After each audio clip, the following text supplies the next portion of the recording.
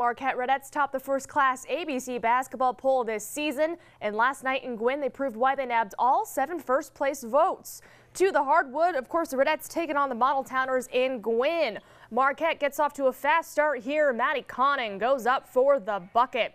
Just a little later off the inbounds pass, it's Destiny Beckwith getting a bucket of her own. That's good for 3 points. The Model Towners now, Ellie Olsen, low inside pass to Tierra Taylor. She gets the bucket and foul. And hey, it worked once, so why not again? This time, Tori Lauren touched pass to Taylor, who gets the bucket and foul. She finished with 12 points. Gwen starting to come back, but here comes Marquette.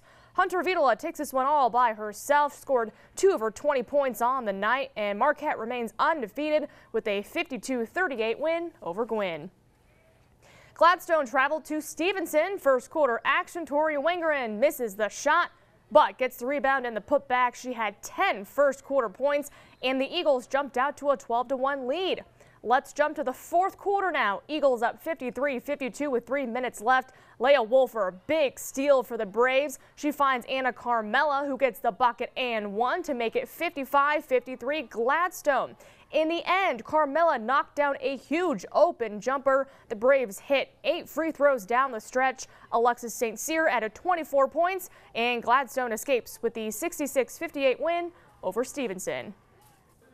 To boys basketball, where Ishpeming tangled with Norway. We'll pick it up in the second quarter, where the Hematites have an 18-10 lead over the Knights. Aussie Corp, great feed to 6'5" Travis Freedy, and the Hematites are up by 10. Then Bryce Grayvald scores off the inbounds pass to cut that lead to 8. On the other end of the court, it's Freedy again with the rebound and the putback. 22-12 Ishpeming. Now take a look at this. Grayvald's pass almost hits Mike Full, but Judd Gregg nails the triple with about 2 minutes left in the first half to make it 25-21 Ishpeming. Dominique Sardini gets the hoop in the arm to give the Hematites some cushion. And in the second half, Ishpeming pulls away to win by 17 points, 58-41 over Norway. First, UP Sports Writers and Sportscasters Association High School basketball polls were released today. And of course, Marquette Redmond topped the Class ABC poll for the boys, receiving 7 first-place votes, followed by Gladstone, Iron Mountain, Escanaba, and Negaunee.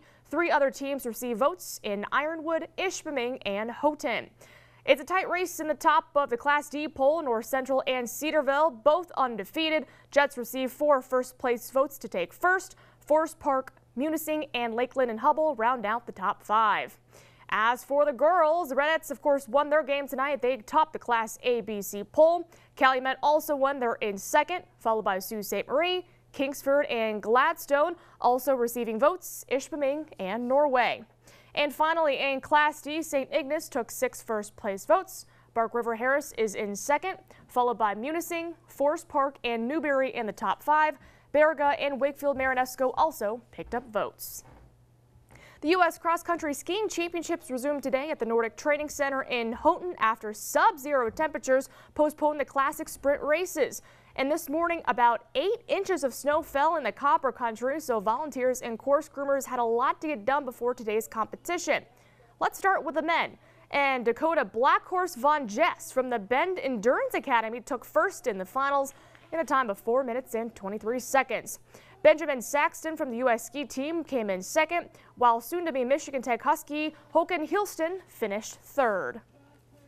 Over in the women's classic sprint races, it was a 1-2 finish for APU Nordic Ski Center as Rosie Brennan took first in the finals in a time of 5 minutes and 19 seconds. Her teammate Becca Rorabaugh finished 7 seconds later.